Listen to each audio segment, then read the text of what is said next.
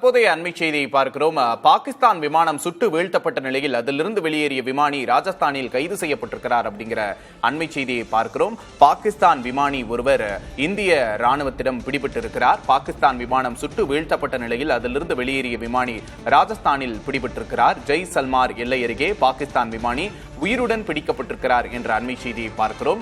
Pakistan India இடையே தற்போது ஒரு மிகப்பெரிய போர் பதற்றம் உருவாகி இருக்கிறது. இரு நாடுகளும் எல்லையில் மோதிக்கொள்ளும் ஒரு நிலை உருவாகி இருக்கிறது. ஒருபுறம் ராணுவ பதிலடி, மற்றொரு புறம் ராஜாங்க ரீதியிலான அழுத்தம் என்று பாகிஸ்தானை நாலாபுறமும் சுற்றி வளைத்திருக்கிறது இந்தியா என்ற அண்மை செய்தியை பார்க்கிறோம். பாகிஸ்தான் விமானி ஒருவர் ராஜஸ்தானில் பிடிபட்டிருக்கிறார் என்ற அண்மை செய்தியை பார்த்துக் கொண்டிருக்கிறோம்.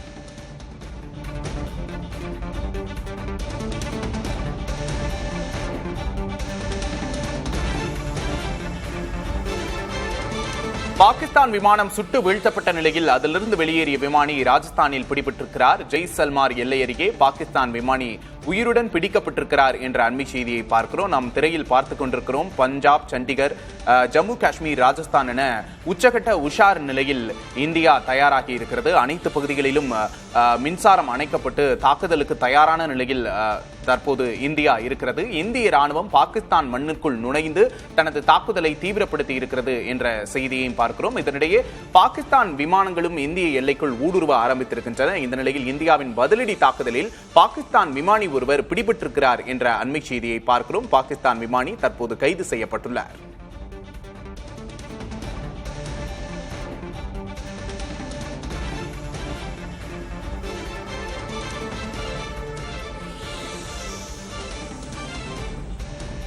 நம்ம தொடர்ந்து பேசலாம். பாதுகாப்புத்துறை பேராசிரியர் திரு திருமாறன் அவர்கள் இணைப்பில் இருக்கிறார். வணக்கம் திருமாறன். தற்போது பாகிஸ்தான் விமானி ஒருவர் ஜெய்சல்மார் எல்லைக்கிட்ட பிடிபட்டிருக்கிறார் அப்படிங்கிற செய்தியை பார்க்கிறோம். தற்போது இந்த விமானி பிடிபட்டிருக்கிறார். போர் நெறிகளின்படி இந்த விமானி என்ன செய்யப்படுவார்? தற்போது அவருடைய நிலை என்னவாக இருக்கும்? நம்ம போர் வணக்கம்ங்க. நம்ம போர் லான்னு ஒண்ணு இருக்குங்க. அதாவது சட்ட விதிகளின்படி அவர் பிடிப்பட்டவுடன் அவருடைய பெயர், அவர் ரேங்க் எல்லாம் நம்ம அறிவிப்போம். முறையாக பாகிஸ்தானிடம் தெரிவிப்போம். அவர் இப்பொழுது இந்த பிரிசனர்ஸ் ஆஃப் வார் அப்படிதான் நம்ம கிட்ட இருப்பார். பிணை கைதிகள் மாதிரி போர் கைதிகளாக நம்மிடம் இருப்பார். அவரை நன்னடத்தையுடன் தான் நம்ம நடத்துவோம். அதுல இந்த ஹியூமன் ரைட்ஸ் இருக்கு இல்லைங்களா, இந்த மனித உரிமை என்ன செய்ய வேண்டுமோ அப்படி செய்வோம். இன்னும் ஒரு படி மேல போய் அவருக்கு மருத்துவ உதவி தேவைப்பட்டாலும் நாம் அதை செய்து கொடுப்போம். நிச்சயமா இந்த நேரத்துல இன்று இரவு பெரும் தாக்குதல் நடத்தப்படலாம் அப்படிங்கிற அண்மை செய்தி வந்திருக்கு. ஒரு பெரிய பதற்றமும் தொற்றிக் கொண்டிருக்கிறத நம்மளால பார்க்க முடியுது. இந்த முடிவு அப்படிங்கிறது நிச்சயமா ஒரு சாதாரணமாக எடுக்கக்கூடிய முடிவல்ல அப்படிங்கிறத நாங்க நன்கு அறிஞ்சிருக்கிறோம். இந்த நிலையில இந்த முடிவை எடுக்கிறதுக்கு எந்தெந்த விஷயங்கள்லாம் இந்தியாவை இட்டு சென்றிருக்குன்னு நினைக்கிறீங்க? சரி, இந்த முடிவு நம்ம யாராலும் இதை ஏற்றுக்கொள்ள முடியாத ஒரு முடிவு தான். ஆனாலும் இதை இன்றைக்கு நாம் அதை வேற வழி இல்லை, நம்ம தள்ளப்பட்டிருக்கோம் என்றுதான் நம்ம சொல்ல வேண்டும். நேற்று நடந்த அந்த பெல்காம் தாக்குதல் இருந்து பார்த்தோம்னாலும் இன்னைக்கு பாகிஸ்தான் நடந்து கொண்டிருக்கிற விதிமீறல்கள், அத்துமீறல்கள் மிக மிக வன்மையாக கண்டிக்கக்கூடியவை. இது அவங்க என்ன சொல்றது அப்படின்னு பாத்தீங்கன்னா, அவங்களிடம் இருந்து ஒரு மனிதாபிமானமான ஒரு எண்ணம் கூட இல்லை. நீங்க நேற்று நம்ம அந்த ஒரு தீவிரவாத அமைப்பை நம்ம பிரிசைஸா அதை கொல்லப்பட்டார்கள். கொல்லப்பட்டதற்கு அவர்கள் என்ன பண்றாங்க, வருத்தம் தெரிவித்து அதை கண்டிக்கிறார்கள். அதுல இருந்தே அவங்களுடைய இன்டென்ஷன் என்ன அப்படின்றத அறிந்தோம். இன்னைக்கு ஈவினிங்ல இருந்து அவங்க இந்த ட்ரோன் தாக்குதல், விமானங்களை அனுப்புவது, நம்மளுடைய ஏர்ஃபீல்டை தாக்குவது, அமிர்தசரை தாக்குவது எல்லாம் பார்க்கும் பொழுது அவர்கள் ஏதோ ஒரு முடிவுக்கு வந்து விட்டதையே நமக்கு காட்டுகிறது. இன்றும் நம்ம ரெஸ்ட்ரைண்டா இருக்க முடியாது. நம்ம அதனாலதான் இன்றைக்கு நம்ம அஃபென்சிவ் ஆக்ஷன்ல இறங்கி இருக்கிறோம். ஸோ இதை ஏற்கனவே பாத்தீங்கன்னா நம்ம சைரன்ஸ், நம்மளோட போர் முறைகள், சிவில் டிஃபென்ஸ் சிஸ்டம் எல்லாம் எல்லாருக்கும் சொல்லியாச்சு. நம்ம பார்டர்ல இருக்கவங்க எல்லாருக்குமே ஒரு போர்க்கால அடிப்படையில் என்னென்ன நடவடிக்கை எடுக்க வேண்டும், சைரன் வந்தால் மக்கள் எப்படி பாதுகாப்பாக இருக்க வேண்டும். அங்க இப்ப ஜம்முல வர செய்திகள் எல்லாம் பாத்தீங்கன்னாக்கா 24 hours பவர் கட் பண்ணிட்டாங்க. ஈவன் இன்டர்நெட் எல்லாமே ரெஸ்ட்ரிக்ட் பண்ணி வச்சிருக்கிறாங்க. ஸோ இதை போல ஒரு அடிப்படை நடவடிக்கைகளை எடுத்துக்கொண்டே வருகிறது ஒரு பக்கம்.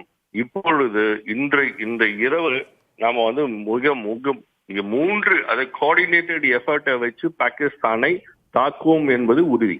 நிச்சயமா இந்த நேரத்துல போர் அப்படின்னு வரும்போது வெற்றி அப்படிங்கிற ஒரு விஷயம் வந்து எதை வைத்து அளவிடப்படுகிறது? ஏன்னா சமீப காலங்களில் நடக்கிற போர்களை நம்ம பார்க்குறோம், அது முடிவில்லாம தொடர்ந்துகிட்டே இருக்கிறத நம்மளால பார்க்க முடியுது. அதனாலேயே போர் பற்றின பயம் அப்படிங்கிறது மக்கள் கிட்ட அதிகமா இருக்கு.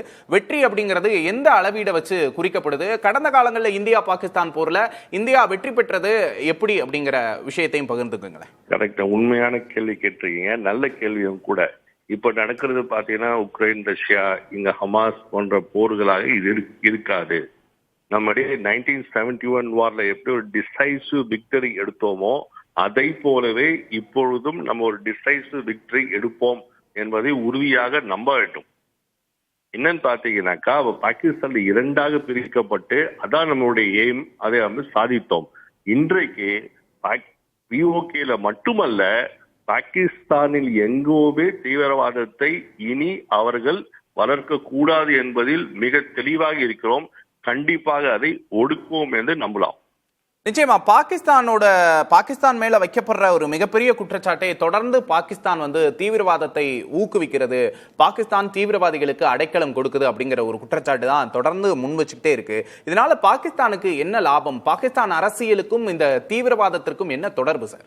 சார், அவர்கள் பாகிஸ்தான் நாடு உருவானவுடன் பல டைரக்ட் கன்ஃபரன்டேஷன் இந்தியாவுடன் செய்தார்கள். நான் முன்னதே குறிப்பிட்டது போல 47, 48, 65, 71, 98ல டைரக்டா தாக்கினார்கள். 1998 கார்கில் போருக்கு பிறகு அவர்களுடைய ஸ்ட்ராட்டஜியை மாத்திட்டாங்க. இன்ஸ்டெட் ஆஃப் டைரக்ட் கன்ஃபரன்டேஷன் தீவிரவாதிகளை வளர்ப்பதற்கு தொடங்கிவிட்டார்கள். அதை நம்ம ப்ராக்சி வார் அப்படின்னு சொல்லுவோம். அதை அவர்கள் தினந்தோறும் பொழுது வண்ணம் அதை செய்து கொண்டே இருந்தார்கள்.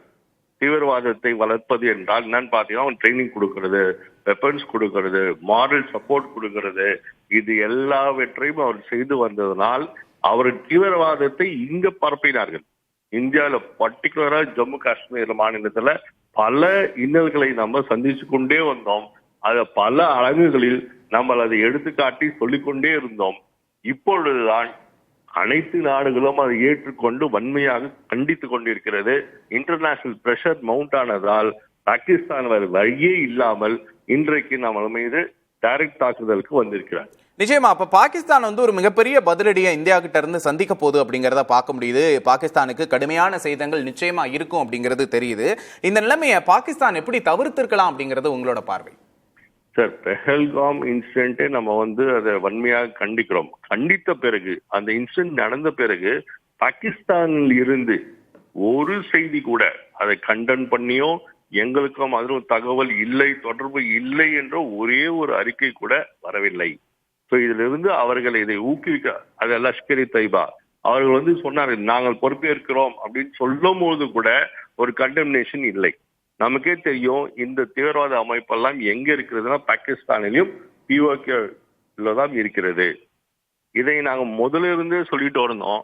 இதை வந்து நீங்க செய்யாதீங்க, தடுக்க வேண்டும் என்பது கூறி சர்ஜிக்கல் ஸ்ட்ரைக் நடத்த உடனே ஒரு 2 ஆண்டுகள் 3 ஆண்டுகள் அமைதியாக இருந்தார்கள்.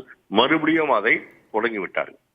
இப்பொழுது எப்பொழுதும் தொடங்கா வண்ணம் அதை ஒடுக்க வேண்டும் என்பதுதான் நம்ம ஒட்டுமொத்த ராணுவத்துடன் எண்ணமாக இருக்கும். நிச்சயமா சார், இணைப்புல வந்து உங்களோட கருத்துக்களை பகிர்ந்தமைக்காக மிக்க நன்றி.